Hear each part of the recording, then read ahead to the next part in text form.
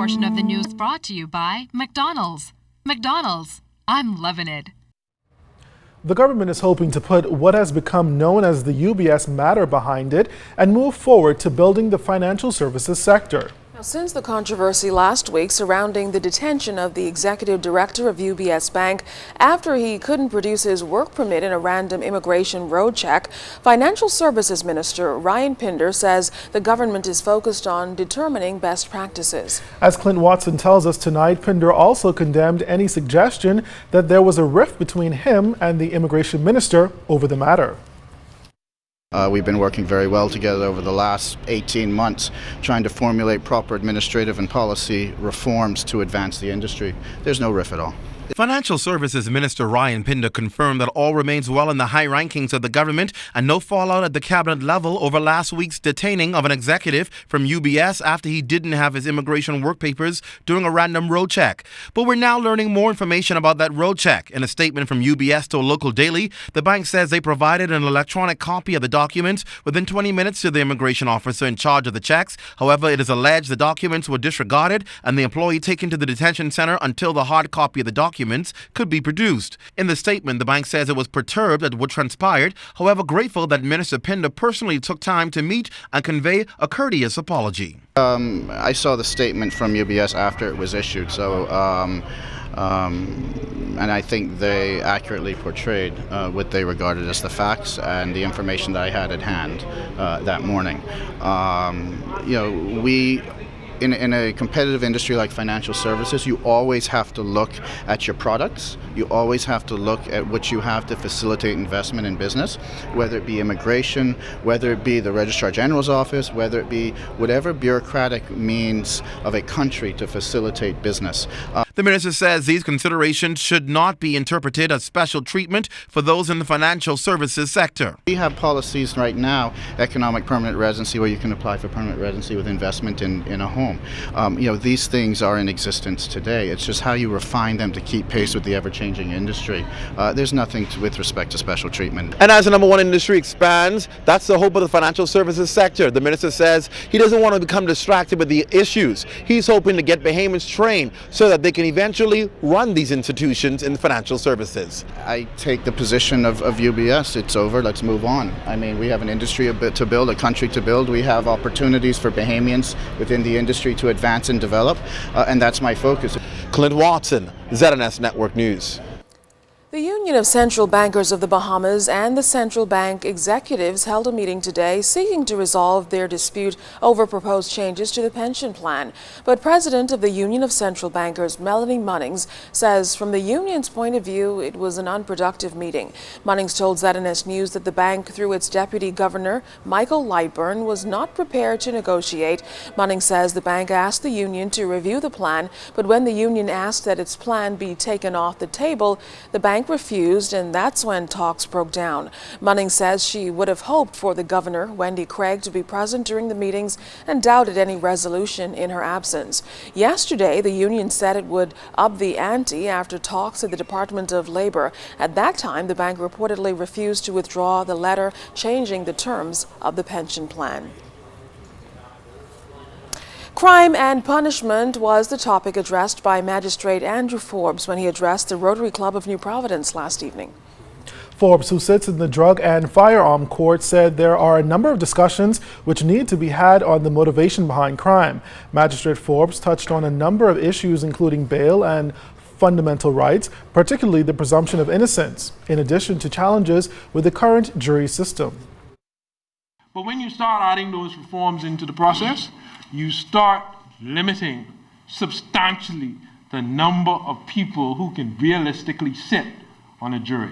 You also have to consider, if you're traveling from Inagua to sit on a jury in Providence, what is the cost associated with that individual traveling from Inagua? In all the contexts, the expansion of the jury pool is going to create a problem because we have a finite number of people. You're going to either have to eliminate some of the exclusions, and certain other people are going to be allowed to sit. Like in the U.S., lawyers can sit.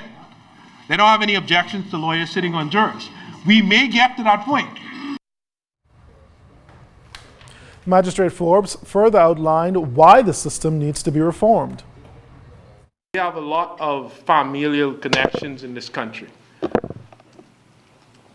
And persons sitting on the jury may not be forthcoming in expressing that they're related to one of the persons before the court.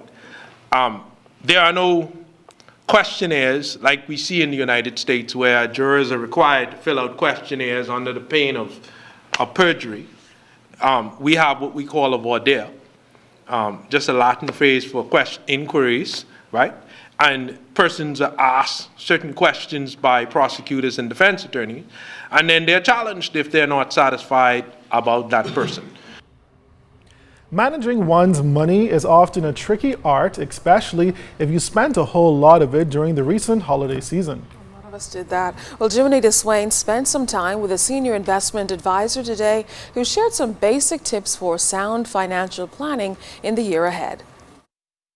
Saving one's money should be a priority, and Senior Investment Advisor with Royal Fidelity, Paulette Lezaic, said first and foremost it should start with a budget. What I recommend to people is to, like I said, come up with a budget as you look at your everyday goals and your everyday needs, your expenses, and then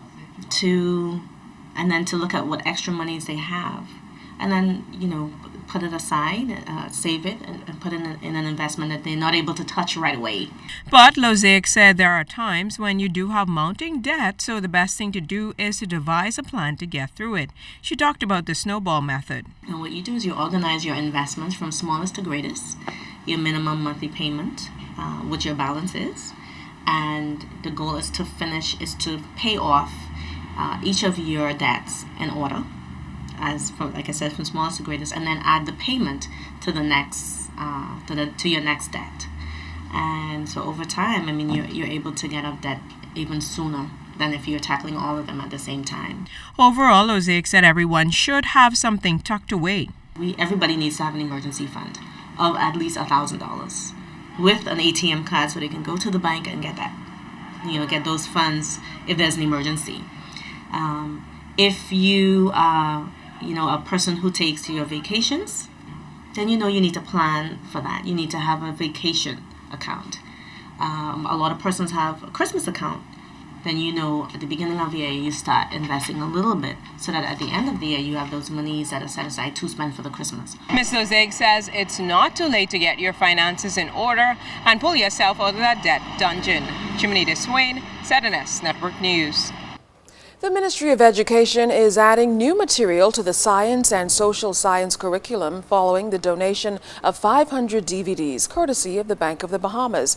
The DVDs, which were produced by the Bahamas National Trust, capture the land and sea parks and other protected environmental areas and highlight a lot of species unique to the Bahamas and threats posed on them and references to what's being done to protect them. Deputy Director in the Ministry of Education, Ross Smith, says the ministry will distribute the DVDs to each public school.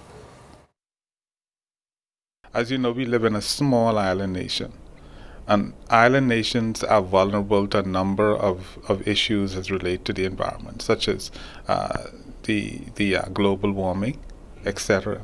And so this film will allow them to be able to understand certain topics in the environment and be able to become ambassadors of the environment and become persons who really are into ensuring that we live in a sustainable world. We made it very curriculum relevant. A lot of the environment's now in the curriculum, and materials need to be developed to help support that, and so we wanted to create something that would support the curriculum, and so it could be definitely submitted to the schools. Now, the B&T is also developing a workbook which will go along with the DVD. BOB Marketing Manager Dominic Thompson says the bank saw the award-winning film some time ago, and that prompted them to make the donation. When we saw it, we thought we had to get this into the hands of students. And so some time ago, we had a meeting with the minister and introduced the film to him, the Minister of Education, and he gave it the green light. Anything that students can actively participate in, they become interested in, and things that are different. We don't just chalk and talk anymore. Our approach has changed, and so we will do all in our part to ensure that this will be an effective means of communicating. Call him the luckiest man in the Bahamas. Gordon Souls drove away the winner of BTC's Christmas sweepstakes. Souls, who was the lone male in a group of 11 sweepstakes finalists, picked the winning key to activate the alarm on his brand new 2014 Ford Explorer before a large crowd in Pompey Square. In addition to his shiny new Explorer, Souls also won motor insurance and Rubus gas for 1 year, a Furniture Plus living room set, and $25,000 to spend at will.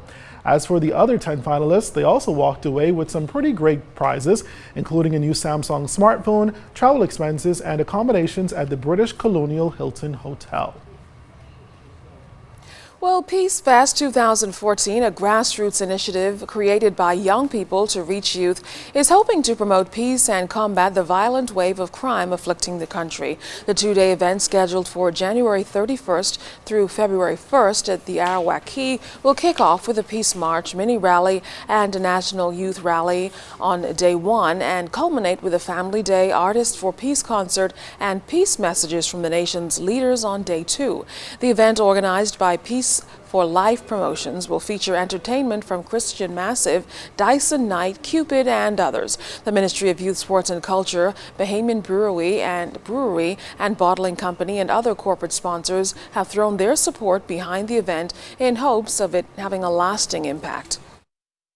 We will have to sing again that we will overcome this scourge in this land, and we will beat back this violence, and we will raise up peace and love and unity, and that we will be true to the blessing of our ancestors. We want the entire general public to come out and support this event as we try to spread a message of love, peace, and unity in our country.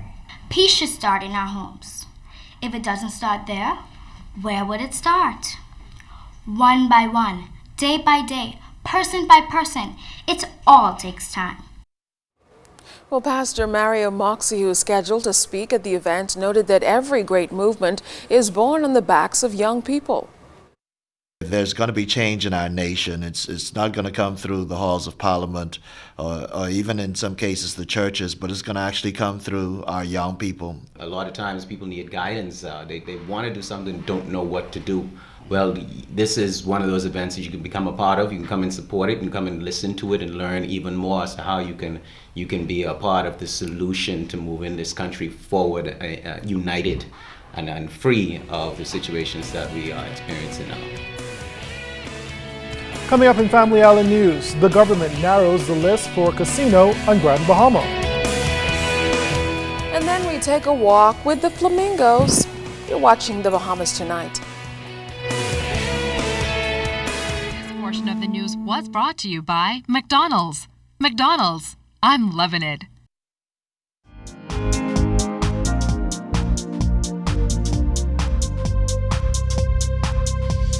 This is the Royal Fidelity Business News. I'm Jimenita Swain. Key challenges facing the sustainability of tourism and island destinations will be the topic of discussion during next month's conference hosted by the Ministry of Tourism in collaboration with the United Nations World Tourism Organization. The conference's theme is Tourism as a Key Sector for Development in Island States. The two-day conference will address a range of issues related to small island states, including regional integration, sustainability challenges, risk management, and travel facilitation. In other business news, 20 students from the Berry Islands will be trained in the upcoming weeks in the fundamentals of carpentry, plumbing, tiling, and electrical installation. The 16-week course is being offered to students by the Bahamas Technical and Vocational Institute as it expands its offerings to that island. The 9th through 12th graders of R.N. Gomez All-Age School, along with one adult, will attend sessions every Friday and Saturday, spanning a 10-hour period per weekend. School Principal Brian Williams is excited to enter the partnership. The courses begin this weekend. And in international business news, Canadian plane and train maker Bombardier Inc. said today that it plans to lay off 1,700 employees from its aerospace division, primarily in the Montreal area. Reuters is reporting that the company, which again delayed the launch of its $3.9 billion C-Series jetliner last week, said it was reducing staff as a part of a cost-cutting push that began in 2012. The company said 300 jobs had already been cut in December. That was your Royal Fidelity Business News. I'm Jimenita Swain.